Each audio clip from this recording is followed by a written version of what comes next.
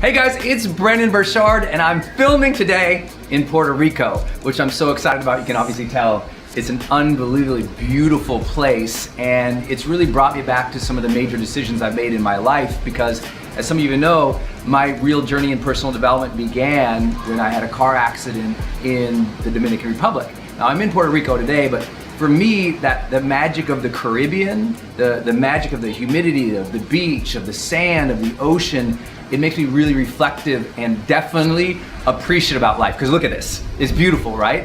So I thought I'd share with you today my 4 major decisions in my life that really shaped the quality of my life, because we're always asked that, you guys on Instagram, DM, on our Facebook, here on YouTube, it's questions like, okay, Brendon, like what made the difference for you in your own struggles, in your own life, as you try to build your life and your brand and your career?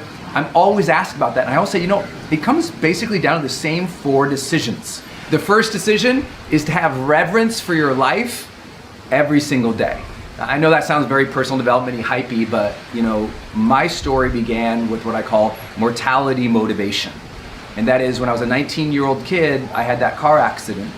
And that inspired me, even though it was like terrifying and like very scary and upsetting in my life. It taught me that, like, listen, hey kid, life is precious. You are not guaranteed tomorrow, you're not guaranteed next week, you're not guaranteed 3 months from now or 3 years from now. You don't get to pursue your dreams potentially for 10 or 20 or 50 years. Nothing is guaranteed.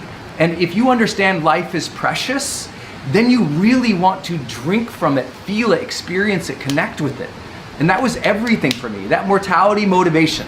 The motivation to live life fully transformed my life. That decision to say, you know what, every morning I wake up, I'm gonna have reverence for this. I'm gonna appreciate and be grateful for this breath, for this day, for this moment, for the opportunities we all have every single day. I'm gonna take that seriously.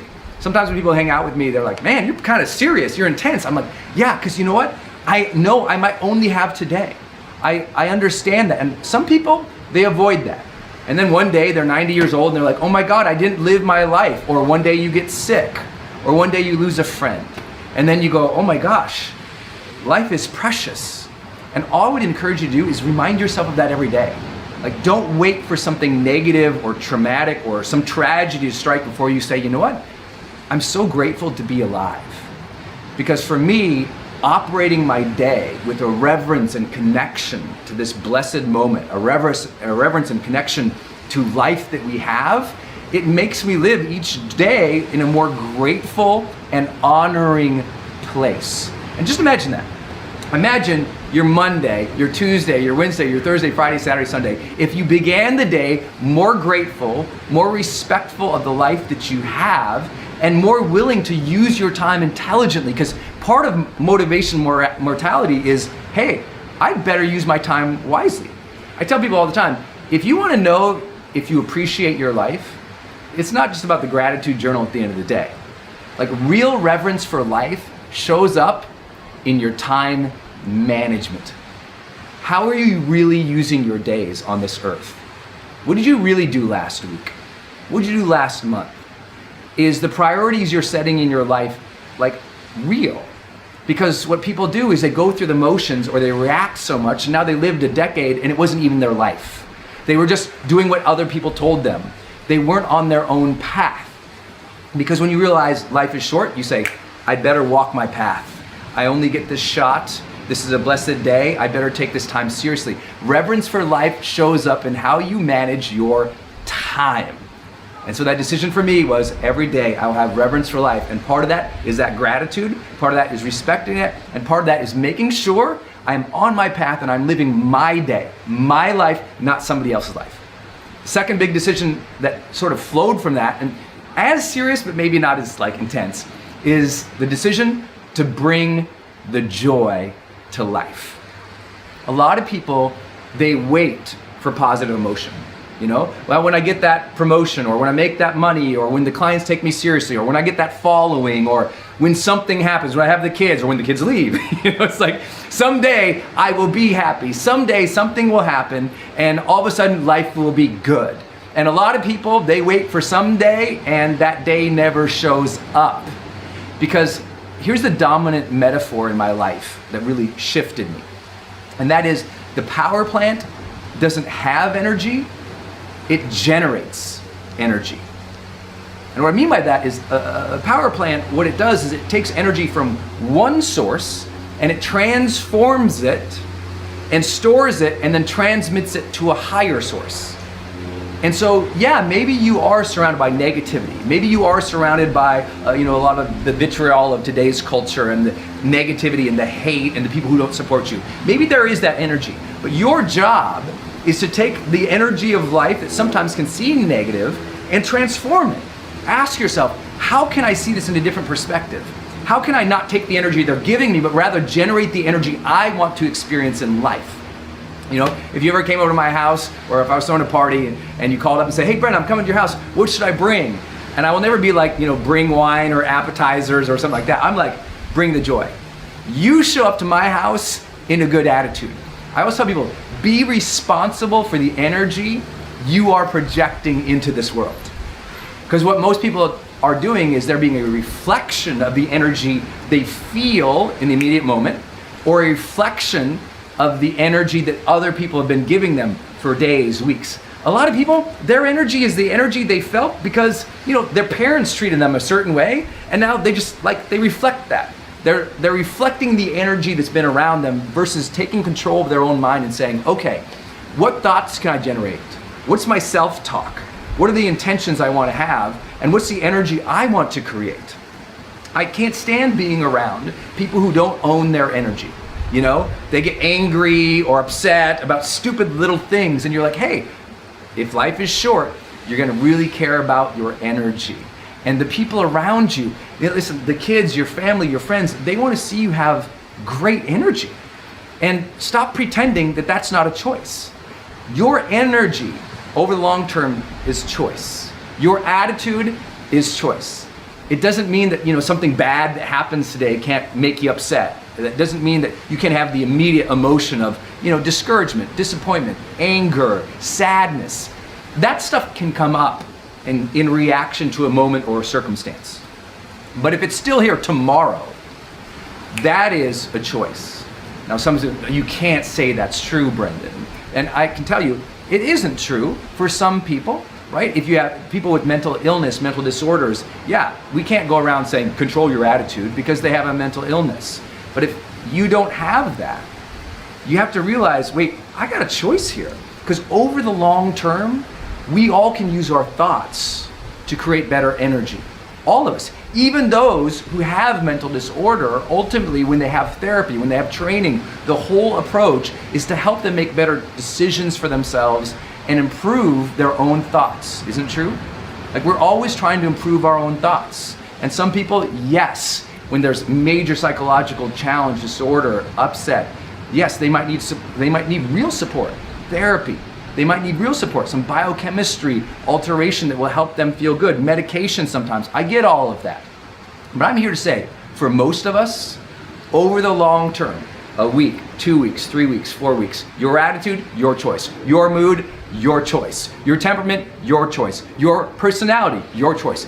Your energy in life, your choice. And either that choice is being made with will and intention and discipline and consciousness, or you're just going through the motions and reacting like a dog. And it's so hard to tell people that.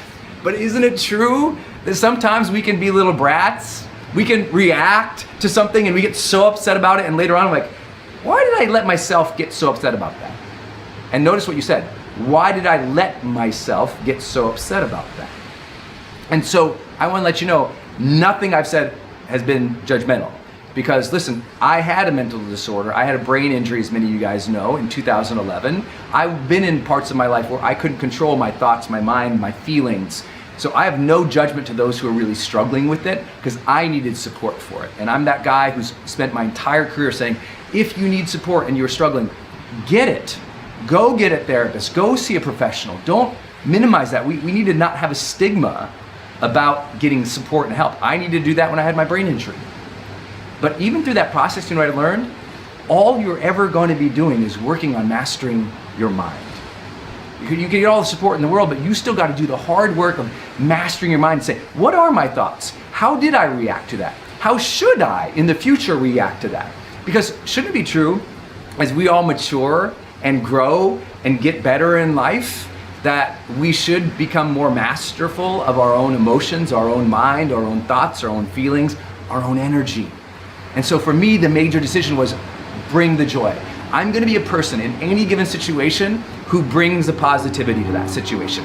Even if everyone else is upset, everyone's negative, I'm gonna find some way to bring humor, make people feel comfortable, decrease people's stress, point out something beautiful. I'm gonna be that person who, when you leave, like, that guy's pretty joyous. And some people say, well, Brendon, that's fake. You know, that's just fake. That's just not real.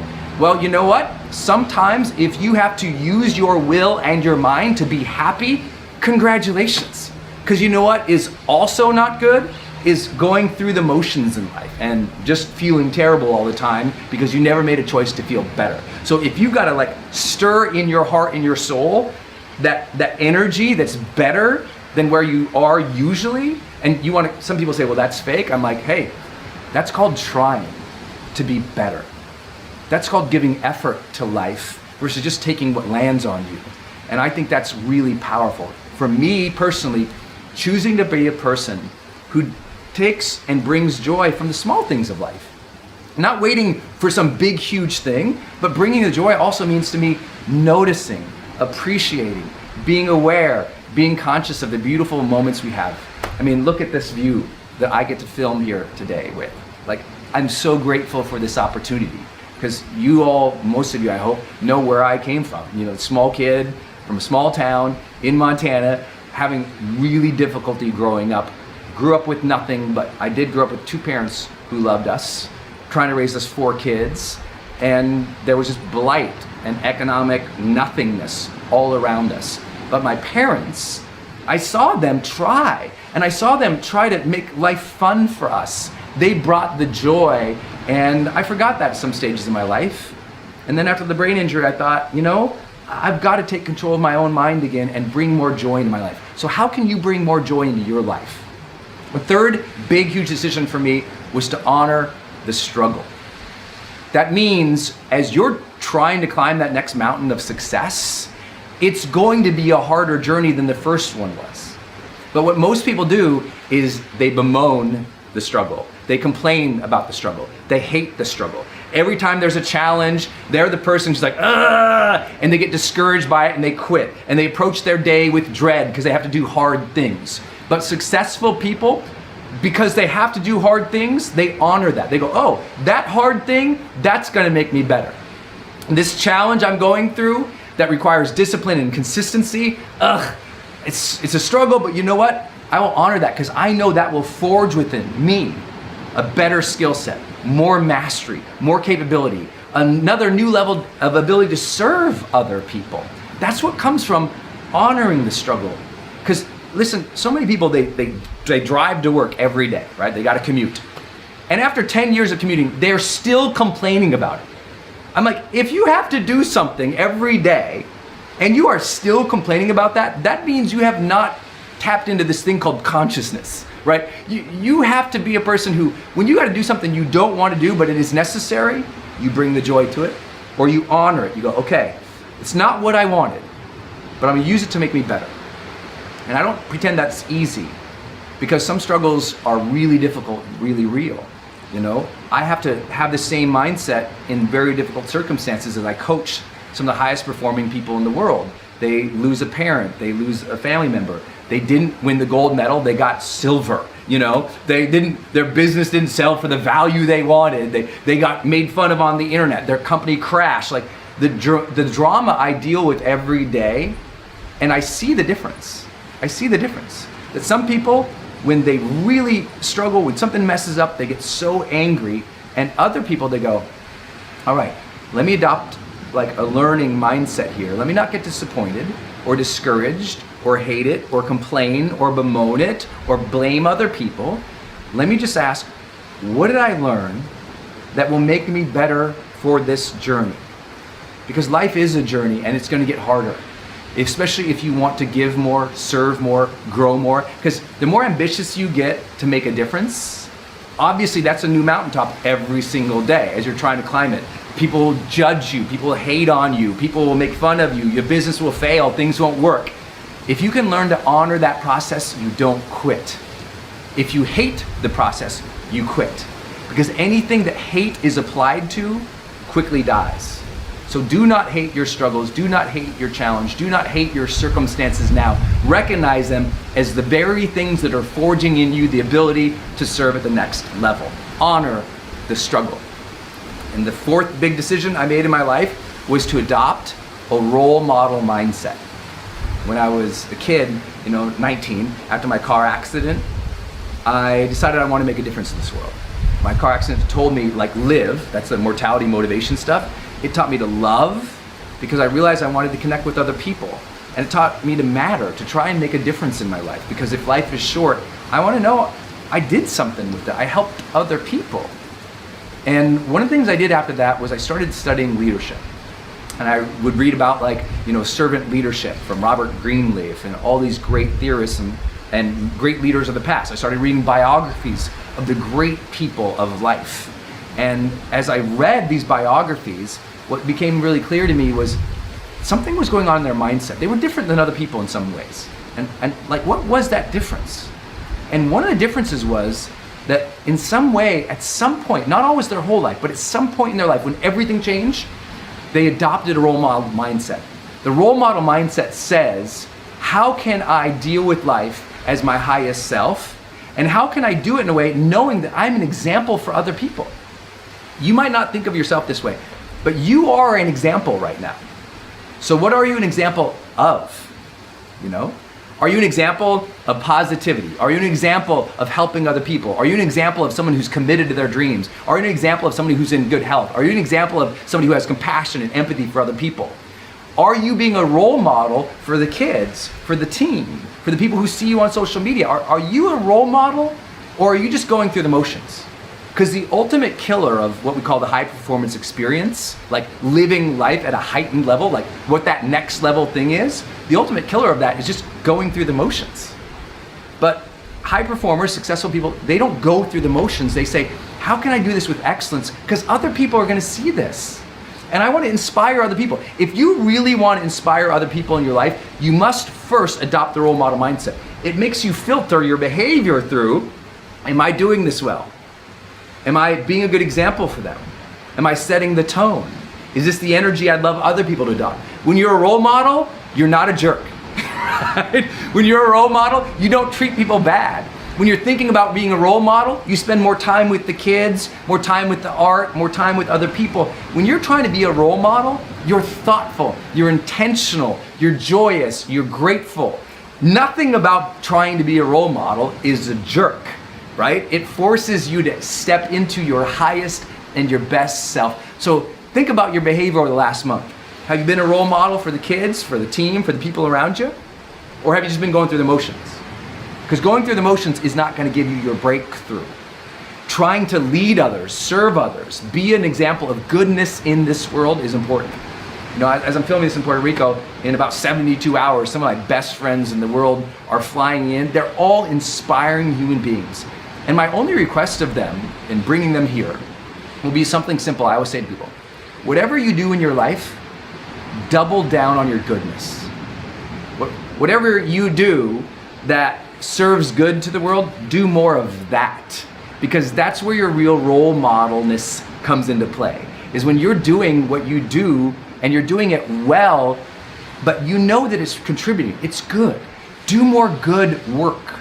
Give more goodness to the world, because that's how the role models are always thinking. Role models are like, how do I do good? How do I do excellent? How do I do good for the world? So my request to you, if any of these 4 decisions helped you, the first decision, having reverence for life, taking life seriously, operating the day from a place of mortality motivation, knowing life is short so you show up.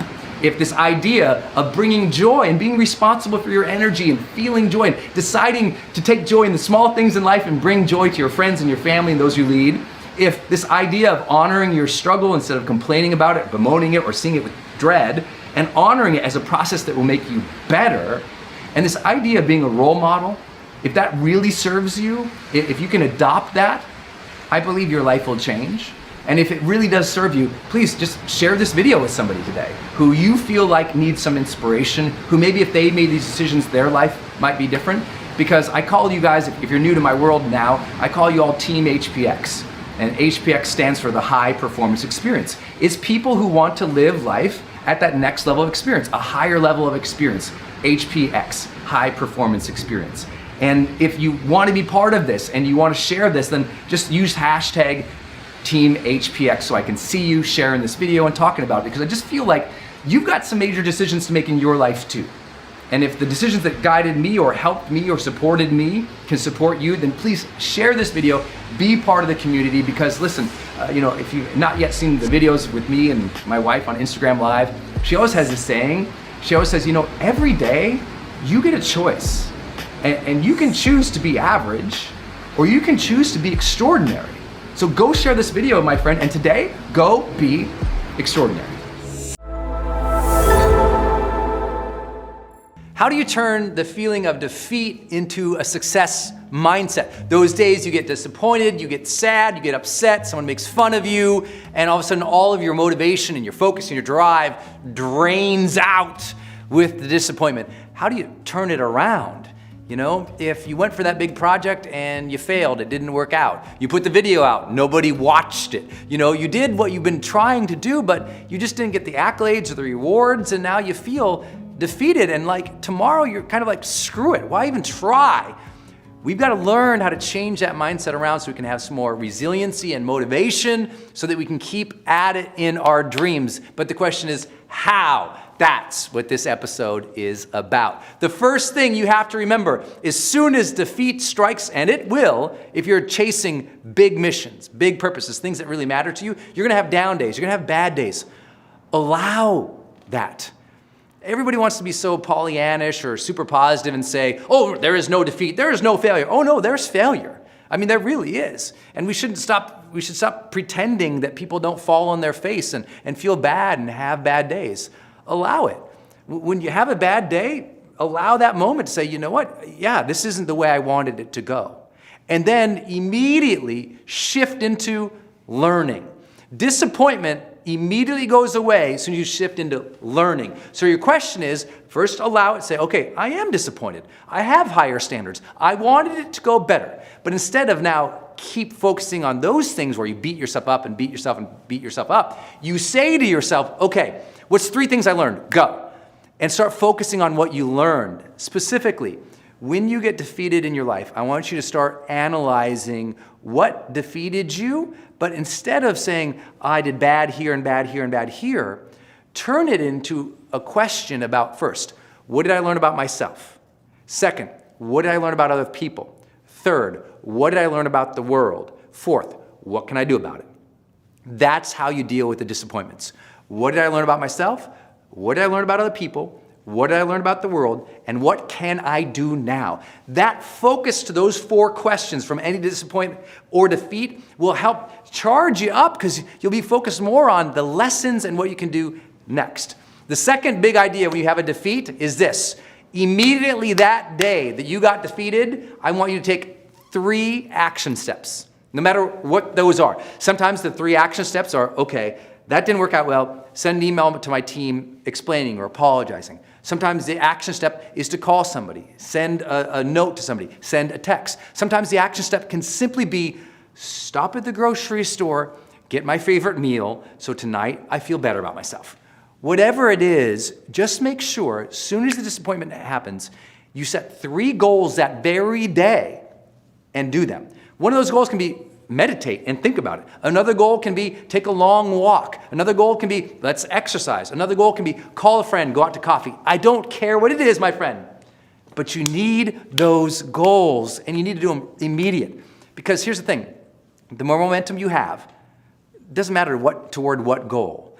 The more momentum you have, the more motivation you'll feel. And that motivation can often wipe out that feeling of disappointment and move you forward. And then the third big idea, when you get defeated, stop focusing so much on yourself. I know it's easy to stew in your own hurt or your anger, your disappointment, but instead, start thinking about that very next day, how can I rise to another level of service? That's the question I want you to ask the next day. When you wake up that next day after disappointment, say, you know what? Today, I have the opportunity to serve. Let me do it with full joy and heart. Let me challenge myself this day. Yes, yesterday wasn't what I wanted to be, but this day, I'm going to challenge myself again to serve with full joy and full heart.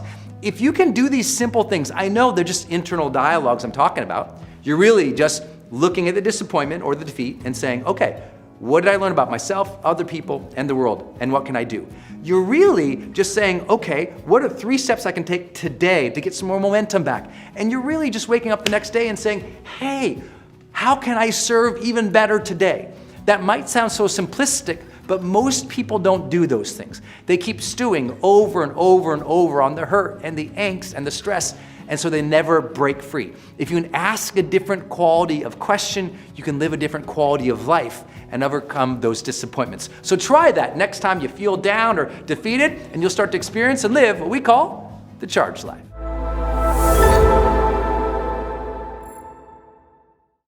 Hey everybody, it's Brendon Burchard, and today I'm talking about the 4 dumb things we say that prevents our own personal growth and professional excellence. Look, we all have internal thoughts that sometimes slow us down. I'm sure you know that sometimes you have negative thinking, sometimes you say things to yourself that justifies, bad behavior or laziness or distraction. We all do, so there's no judgment to this, except that, yes, it's kind of dumb. We say certain things that we just culturally get used to saying that we never really explore, and those things hurt our personal development. And so what I want to do is dig down into these 4 things we say, because they're dumb, and I know once you hear a little logic behind them, you'll say, it's not worth saying that to myself anymore because it's not a true story, and it's only holding you back, okay? So first and foremost, before we go, I want you to think about a big dream of yours, something that you really care about, something you really want to make happen, or a goal that you also have had for a while, and you've been trying to do it, but it's just not working out well. Maybe you're telling yourself one of these 4 dumb things, okay? So to share the first one with you, I'm gonna move this aside, and here it is. I hear this one all the time. Brendon, I've tried everything. Whenever I hear that, I know I'm talking with a crazy person. I'm just teasing. Here's what I know. People often, when they hear a new idea, or you say, hey, have you thought about chasing that dream or pursuing your goal? They say, yeah, I've tried everything. And because they tried 1, 2, 3, maybe 4 things, they say, didn't work for me. That's not right for me. That's not possible for me. And those aren't true stories. As a high-performance coach, often when I sit down with people, I talk about their dreams, they often say this to me, well, Brendon, I've already tried everything. And so I say to them, oh, great, then show me the list. And they go, what do you mean? I say, show me the list. They say, what do you mean? I say, well, if you've tried everything, then of course you would have had to keep a detailed list of what you tried, when you tried it, what results you got, what worked and what didn't work. If you didn't have a list like that, you couldn't ensure things that were like mutually exclusive. And if you couldn't tell things that were mutually exclusive, then you wouldn't know you tried everything. So, have you ever told yourself that? I've already tried everything, didn't work. Think about how many times in your life you give up too soon. You're at like that 10-yard line, the touchdown's right there, but you're like, well, I've tried everything, I guess it's not working, and you back off. We know from the psychology of success, it's those who persevere longer than others and maintain more resiliency in the face of challenge that succeed more. So if you ever hear yourself saying, I tried everything, no, that's a big, bad story you're telling yourself, and say, no, I haven't tried everything. Let me get some advice. Let me ask some more people. Let me start keeping a trail of what I have tried so I can say, already did that. But I did this, but I didn't do it in that way. There's a lot of new things you can keep trying to keep getting ahead. Don't give up on your goals and your dreams just because you tried 4 or 5 things. It's very true that often you're closer than you think, my friend. The second big thing, walk with me, is a big one, a huge one. And this one, people say to me all the time, sure, that works for him or that works for her, but that wouldn't work for me. Have you ever said that? Right? You have this big goal or your dream. You see your mentor, you see your dream, they're doing it, but you're like, oh, that wouldn't work for me because that's not my style, or I'm not like that, or she has this and he has that. And we false compare ourselves to others, and we think they're so special. We still, in this culture today, we still pretend that there are some people who just have it, and other people don't have it, right? We think, oh, well, he's just naturally good at that. She's just born to be that. But in everything that we study, those who achieve high performance in their life, they trained, they conditioned, they practiced. They sucked at first, but they were okay with that. They were cool with not being good. And then they just kept getting better and better and better and better and better. And now you watch them today and you're like, oh, wow, I could never be like that. But the reality is you could. You just got to put in the miles. I share that with you just knowing how I started my career. I used to say that too. I look at these people on television or these big YouTubers. I'd see these people on big stages motivating people, and I thought, well, I'm not like that because I'm more of an introverted person in general when I started this career, and I've had to learn to be more and more extroverted to be good at all of this. But I'd say, well, I'm not like that. And the reality was, I wasn't like that. But I had a mission, and I had a dream. And you should never make your mission or your dream bow down to your current limited strengths.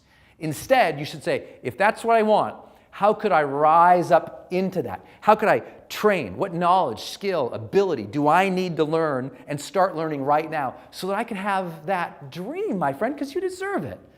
So stop telling yourself you can't have it. I get all the time, well, sure, that works for Brendon on video. I'm like, what? Works for Brendon on video? Like I came out of the womb like, hi guys, I'm Brendon Burchard. Like, no, this took me forever. I'm doing this extemporaneous in our new office. I don't know how it's going to go either. I just trust in that process. And for me, my first video that I ever did was so horrible.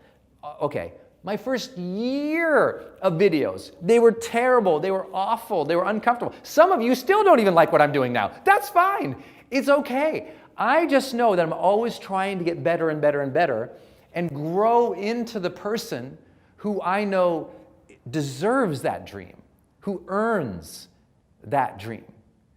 No one you're looking to, none of your heroes just came out of the womb and by natural birthright or innate talent got there.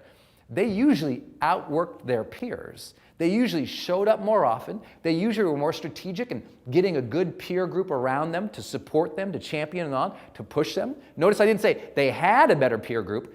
They knew that was important, so they developed it. Because we often say, well, yeah, that strategy works for him because, he's got a big community. Or that strategy works for her because, she's charismatic. No. If there's a strategy, you can deploy it. You can work the same thing. Would you get the same results as someone who has 10 more years of experience as you? Probably not. They put on some more miles. But look, no matter how small you start something that matters. It's the great Zig Ziglar who taught us, right? You don't have to be great to start, but you have to start to become great. Never look at people and say, well, sure, she can, I can't, because that's defeatist, it is wrong, and it is holding you back, my friend. Let's go on. That's number, 1 and 2, and here we go. I think this one is a huge one, and it kills people's lives all the time. The third big dumb thing people say is, you just don't understand. And then they quit. Just like that. When they say, I've tried everything, they quit. Well, she can do it, sure, they quit. And then they say, well, they don't understand me, you don't understand me, and then they quit. Here's the thing. If you think people can't understand your journey, then your ego has gotten the best of you. And I do say that with all due respect, but there's 7 billion people alive on the planet right now. Somebody not only has gone through what you're going through, somebody is going through what you are going through. To have any imagination that people can't understand you is a false story. The ego says that I'm so special. And either I'm so special because I'm so great, or I'm so special because I'm so diminished and so hurt. And these stories are stories we tell ourselves, and it ends up dividing us from people. It builds a wall to protect ourselves because we don't want to be vulnerable. Or we're bitter because we have tried to communicate to people, but maybe our communication style wasn't so good. That was the case for me. In college, many of you know, I was depressed and suicidal, after the breakup of the first woman I ever loved.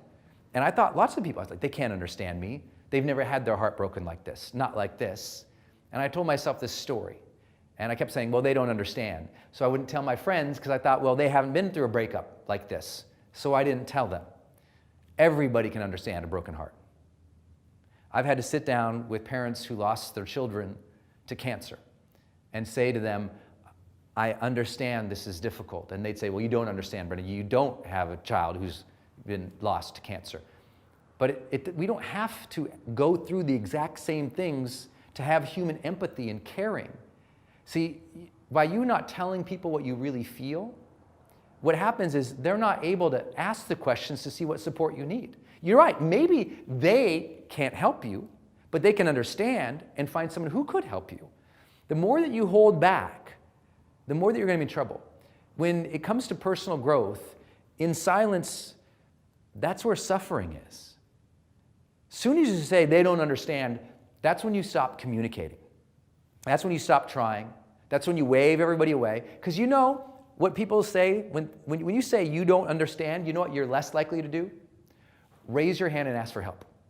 Because you go, well, they don't understand. So now you're just carte blanche. No one can understand. I'm not going to try anymore. Screw them. They won't listen anyway. And you go in your little silo, and all of a sudden you're not living life fully connected with other people who are the ones who could help you in the first place. Sometimes in our own belief that we're so special or so hurt or even so good or so skilled, and we think, well, they don't understand us, whether you say that as a CEO, my team doesn't understand me, or you say it as a spouse, well, my spouse doesn't understand me, or you say it to your family, my family doesn't understand me. That's just ego. Everybody can understand you. Now you need to develop better communication style to help them understand. That's what I had to do. After I realized that maybe people could understand my depression, my heartache, I realized, you know what? Maybe I need to learn how to communicate in a different way so they could understand how what was going on in my life was really affecting me, and so I could communicate in a better way what I needed for some help. And that's all. Sometimes we just have to learn to communicate more what we're going through with people, to be more explicit, not drop hints, but just say, this is what I'm going through, and this is what I need help on. And you know what? If you tell people that consistently, often enough, with an open mindset, you'll find you get more help in the world. So here we are, 3 things so far. I've tried everything, Brendon. Sure, that works for them, Brendon, but not for me, and you don't understand, Brendon. These things hurt your personal growth, and then there is one more big one. And this one, I hate it, all right? This is the one. I don't have many pet peeves in my entire life. I've been coaching professionally for 10 years now, and I've been deeply immersed in the research in psychology, personal development, neuroscience, and behavioral economics, and everything I can get my hand on to understand the human condition. This one, I'm not gonna lie, I can't understand it. I hate it. When people say this to me, and they say this all the time on my Facebook posts or my YouTube thing, I have to go, calm down, because it's so obnoxious, and I see it steal so many people's lives. Here's what they say though. Brendon, sure, easier said than done. Perhaps the dumbest reason ever not to try something, right? That's what people say. Easier said than done, sure. So I'll say something like, hey, you know what? Be more kind to your loved ones. And someone will post, easier said than done. I'm like, so you're not gonna try, right? Hey, you know what? Try to develop a morning routine where you take, 5 minutes for yourself. Easier said than done, I have children. I'll say, hey, you know what? Try to set goals that are a little harder. Easier said than done. People can be disappointed. Easier said than done is a defeatist statement, and it's also kind of dumb. And here's why I say it's dumb. Think about this, easier said than done. What isn't easier said than done, right? Everything is easier said than done. Gee, honey, I'm gonna go get that ice cream in the fridge. Easier said than done. That'd be accurate, right? I'm gonna go pick up that paperclip. Easier said than done. Everything is easier said than done. So it's a stupid universal thing that we say, but we often stop after it. And that's what I don't want you to do. So with all these things in mind, I know I'm playing fun a little bit that, these things are dumb. But here's what I'd like to share with you. If you're struggling and you're trying to get ahead, Examine them. Do you ever find yourself saying, I've tried everything, that works for her, you don't understand, or easier said than done? Because what would happen in your life if you just flipped it around a little bit? What would happen instead of saying, I've tried everything, you said, what else could I try that would help me feel fully engaged and more likely to progress? That's all. What else could I try that would help me be fully engaged and progress? What else? And start keeping that list. What if instead of saying, sure, she can do that, works for her, but wouldn't work for me, what if instead you said, you know what, I see that working for somebody else. Let me try that and practice and get better and better and better and better. What if instead of saying, you don't understand, what if you said, hey, I'm struggling right now. I'm wondering if I could share with something. I'd love to see if you could understand or could give me some advice right now. And you enter the situation with humility. And what if instead of saying, that's easier said than done, you said, let me try that because I bet that might be effective. Look, we can all be pessimists in life. I mean, it's easy to be that today. There's a lot of negativity. There's a lot of just disturbing information out online. We see it every day. It's why I spend so much time, and my team spends so much time, delivering to you guys great personal development as much as we can. And I appreciate all of your support of my books, my online courses, our 5 million people here on Facebook, our unbelievable community on YouTube, our blog readers, everybody who sees us out at the seminars, or maybe you'll see me out on tour one day. This year I'll be out on the road quite a bit. But we do all of that exactly to counter this negative thinking. So I'd love for you to just take a few moments maybe tonight and just ask yourself, are there some things I've been telling myself in my head that have been holding me back? And what if I flipped them? You know, often we'll say to ourselves, what if this negative thing happens? What if we asked, what if this positive thing happens? I know that sounds so silly, and you might be saying, well, Brendon, you're just teaching positive thinking, but I would be honored if that's what you thought I was doing. I don't know, how do you feel about it right now? I think the world needs a little bit of positive thinking. I think people need a little bit of that belief in themselves. I think they need to believe that they can keep at it, keep going. I think right now we all need a reminder sometimes, you know what? You're stronger than you think, and the future holds good things for you. I appreciate you being here. I look forward to seeing you out on the road. Until then, go every single day of your life. Remember that you can think more positively. Remember that the world is an abundant place. Remember that other people need you to rise and lead right about now. If you can remember those things, you can live the charged life.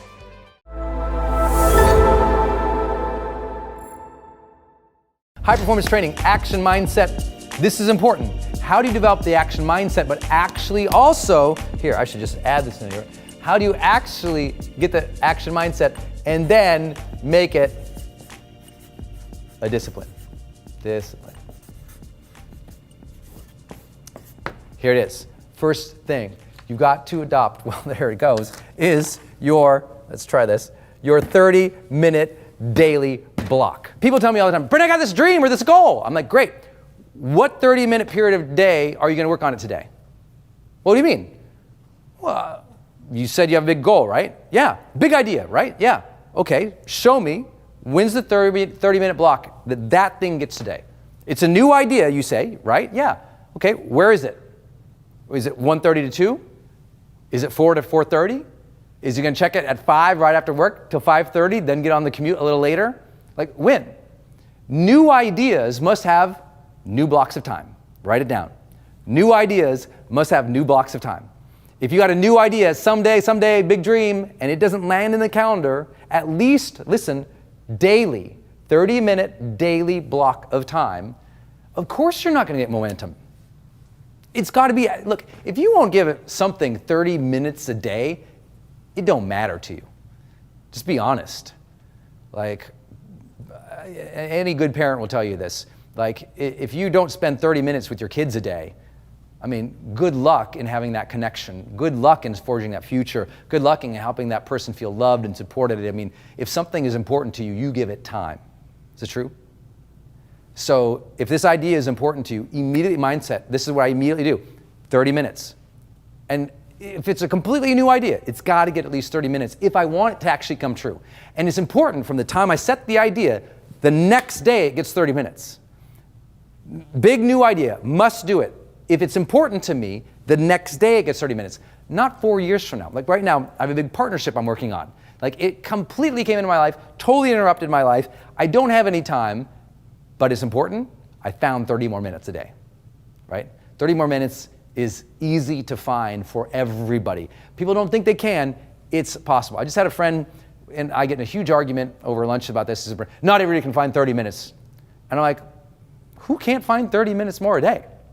Like, show me. Which a little more discipline, a little more planning and preparation. Who can't find 30 more minutes a day? Well, I'm busy and I have all these things and you don't understand. I'm like, okay, well, walk me through your day. Well, I have to get up. I got to get everything, get the kids ready for work. I got to get in the car. I got to commute. That commute's an hour every single day. I can't take away that. I got to do this and this and this. And I'm like, well, what if you didn't drive? What do you mean?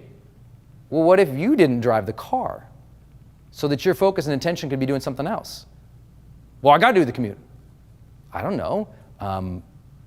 I've noticed that a lot of cars have a passenger seat, and some of them even have a back seat. And if you sit in one of those, you don't have to do this, and I just got you an hour a day. So many people they believe so deeply that they are managing their time so great. I'm like, no, most people have so much free time, they have no idea. It's that they are distracted and unprepared or addicted to consuming, that they're losing little pieces. And especially here in the United States, you guys have heard me rail on this, the average American, 4 hours of television a day. Don't tell me you don't have 30 minutes a day. I don't know anyone who can't find 30 more minutes a day for a great new idea that can change their life. You got a new idea that can change your life? Find your 30 minutes every single day. Number 2, remember the first output rule. First output rule says this: if you've got a big new dream, big new goal, big new idea, don't think that you have to do what we've all been taught, which is begin with the end in mind, because sometimes you don't know what the end in mind is, but you know the first step. So what I tell people is like, I got a big new idea. I go, great. What's the first output that you would have to create on that immediately? What's like the first output that would start you on the path?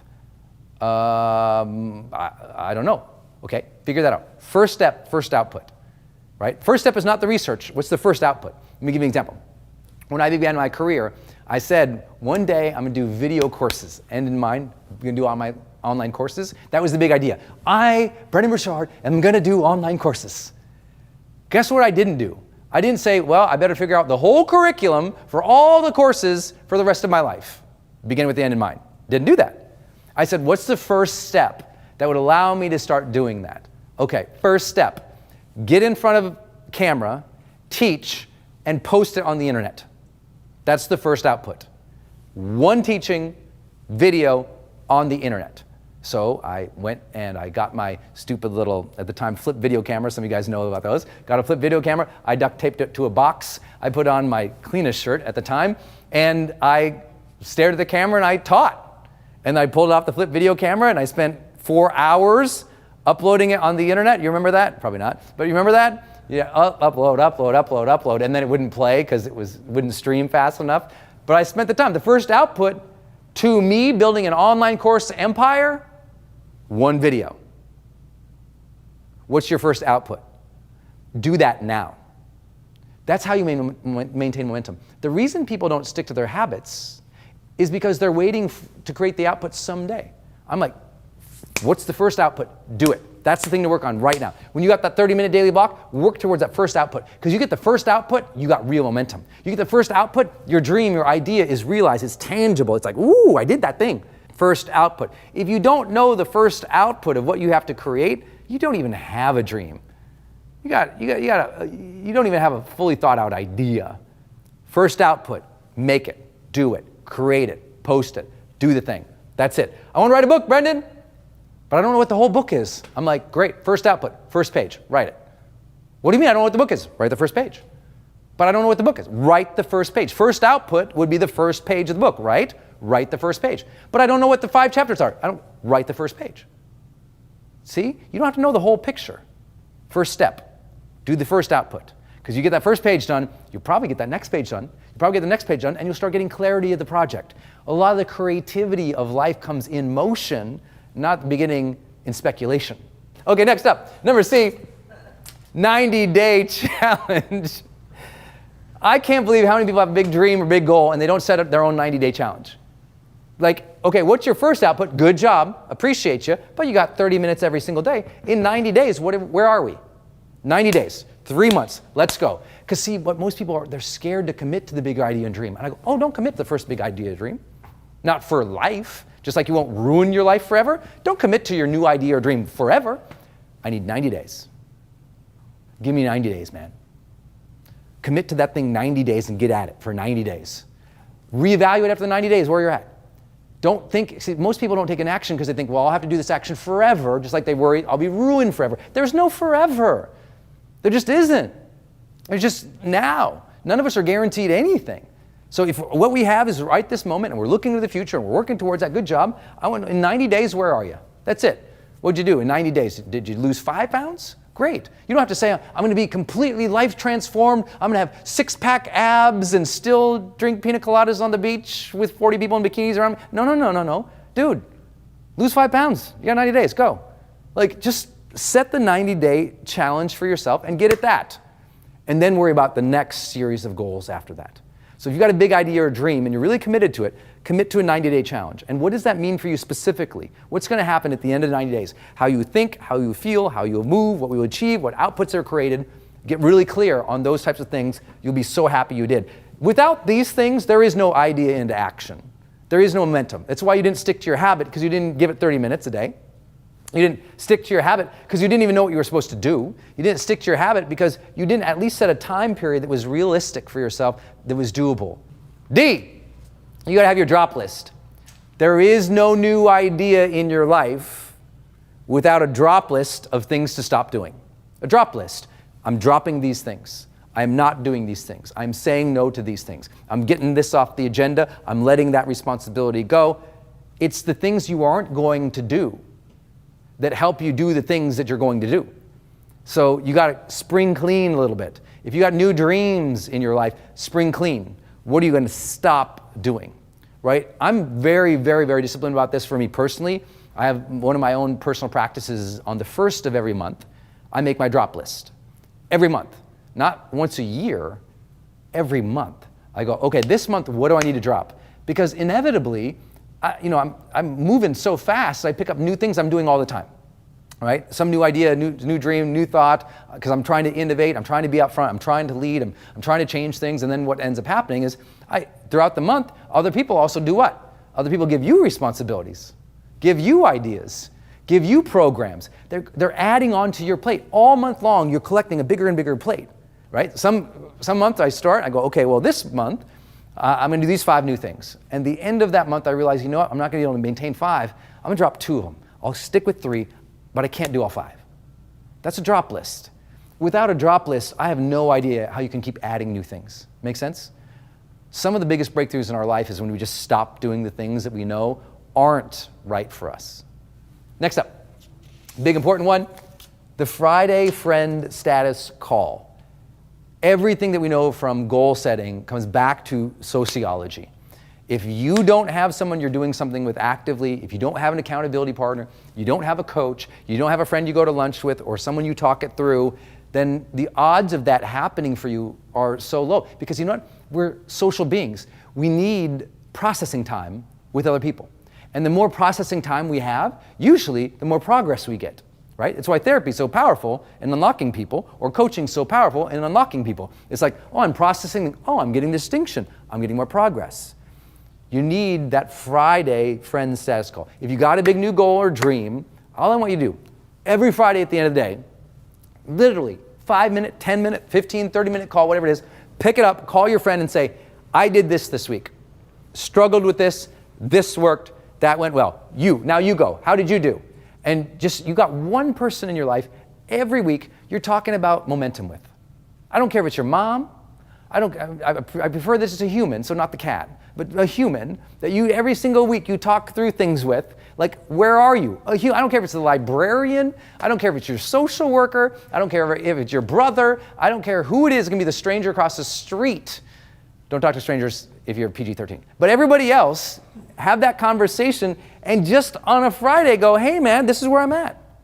Because if you won't do that, I promise If you don't socialize your learning, you will not achieve your dreams. You must socialize. What am I learning? Where am I at? How's it going? What am I struggling with? You got to ask for help, but you need a consistent basis. Big dreams require weekly check-ins. Write it down. Big dreams require weekly check-ins. So who's going to be your weekly check-in? Accountability coach? Friend? Mentor? Who? Every week, check-in. And if you're like, well, I don't know anybody, everybody hates me. You know what? Go on your Facebook page every Friday at 5 and go, this is what I learned this week. This is what I tried. What did you guys try? And all the people who make fun of you, delete them. And everybody else say, good for you. So easy. Life's very simple. Next, create motivation triggers. When I walked in this door today, it's the same when I walk in the doors of my conference rooms when I'm doing my seminars, that usually my doorway trigger, meaning that's what a motivation trigger is. A trigger is something physical or tangible happens and you attach either a statement or an action to it, okay? Trigger is something tangible that you say or do when something else happens. So when I walk through a door, and that's every door of my life, I walk through a door, my mind almost always says, because I've just conditioned it over and over and over doing this, I walk through a door, my mind says, I am a happy man entering this space ready to serve. I'm a happy man entering this space ready to serve. It's been since I was like 20 years old. One, because I always want to remind myself, I'm happy. I have so much to be grateful for. So do you. So how are you reminding yourself that you're grateful, that you're happy, that you're good? And then I remind myself, I'm entering this space ready to serve. Not hoping to serve, not maybe one day I'll deserve to serve. I'm ready right now. Whatever I know, I believe in my ability to figure things out. I'm ready to serve now. I don't need permission. I don't need more money. I don't need more team. I'm ready to, whatever I got, I'm ready. Let's go.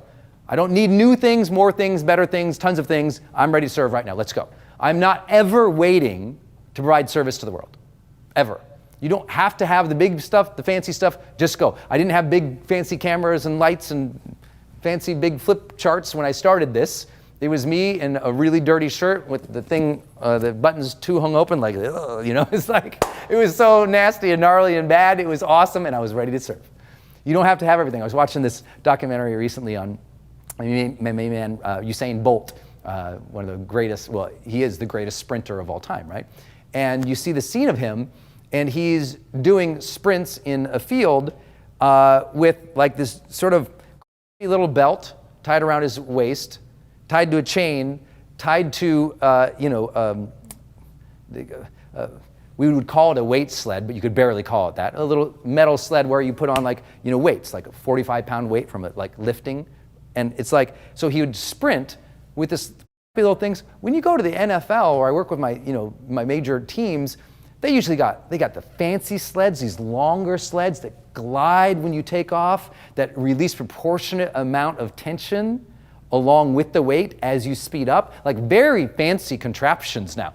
This dude, the best ever, is down in Jamaica in a hot field with this huge belt on with like one coach, not 12 coaches, one coach standing there next to him. He ties this thing, and when he takes off, this thing is bouncing along behind him. It's like, and he's the world's best because he's not waiting to have everything to train, he's training. I'm not waiting to have everything to serve, I'm serving. So many of my people, well, one day when I have a following, I'll post some stuff. I'm like, start posting stuff. Now, one day when I'm ready, I'll put myself, no, there is no one day to be ready. You're ready now, go. It is a mindset you must have. You're ready to go. So that's one of my triggers. Walk through a door, I'm entering the space as a happy man, ready to serve, let's go. And that's just one trigger. I have all sorts of other triggers. I have different doorway triggers. When I walk in my house, I say something a little different to myself than when I walk into my office. But other triggers I have. When a door closes in a car, every time a door closes in a car, I say something else to myself. When I walk into my office, I take a first action that triggers momentum for me. Like, you need to have first actions or space triggers that help you stay your best. They're ultimately all geared towards one thing. How can you remind yourself to be at your best? And how do you use physical objects, time periods, situations to get yourself there? That's the question. That's your job. These are motivation triggers, because if you're not triggering yourself, the world's doing it for you. And if the world's doing it, you know what the world's going to trigger you towards? angst, outrage, distraction, consumption. It's not going to trigger you towards you being your best self. So if you didn't maintain your habits this year, go on my YouTube channel and type in the word, type in the power of habits, and you'll see a video that will teach you how to set some more of those examples, right? If you look in a mirror, you should have a mirror trigger. See your reflection of yourself, say something to yourself. I know that sounds like just like positive thinking kind of stuff, and you know what it is. Because what's the alternative? Stupid thinking, negative thinking, scarcity thinking? You need to have a little bit more triggers set up to make you work. And sometimes if it's not just you, get somebody else to do it. Get a coach to do it, a mentor to do it, a friend to do it. But you need to be triggered to be your best. How are you currently triggering yourself to be your best? Many of you know, you've been with me for years. We kind of, now everybody does it, but we were the first one to do it. When the smartphone came out and the first alarm was able to be set a label, I created this training and put it out about saying, hey, use this alarm label on your phone to send yourself reminders to tell you to be awesome. Put your 3 words in here that pop up and remind you who to be. Use this as a trigger to be your best instead of as a box of consumption, because this can be a weapon for good or a weapon that takes you into distraction, but it's up to you, just like the rest of life. Self-reliance, it's up to you. This can be your day for personal growth. This can be that day you committed to and you remember and you go, that was the day I got myself a community. I got better coaches. I committed to making my life the absolute best that I could. This is that day. Make today your growth day. Click the button on this page and sign up right now.